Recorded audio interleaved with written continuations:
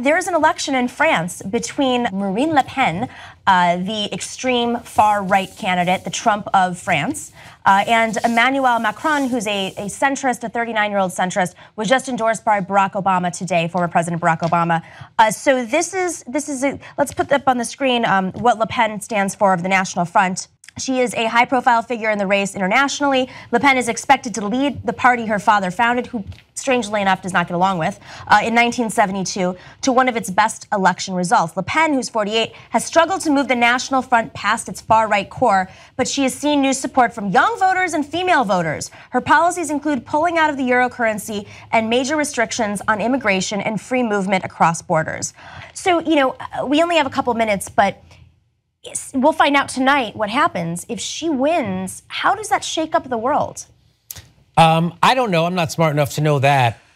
I guess Brexit didn't really set in yet, and you know, the left, it's another corporatist, yeah. Right? It's, I mean, and the people aren't going to support that. As my friend Dave Anthony tweeted out, pardon my French, when people, no pun. When it said that people won't support, he said, well, looks like people are done being fucked in the ass by the banks.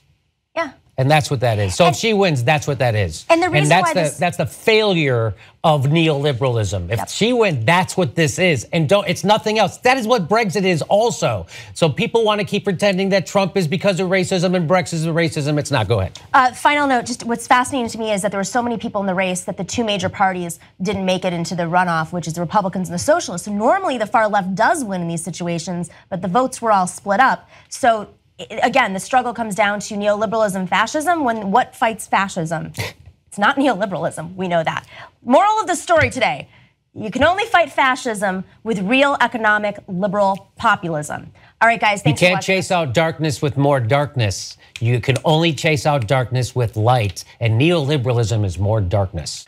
Young Turks now has over 6 billion lifetime views. You know who did that? You did that. We're now larger than CNN, ABC, you name a news network online, we're larger than them. And you built all that as everyone scoffed and didn't believe. And here we are, guys, thanks to you.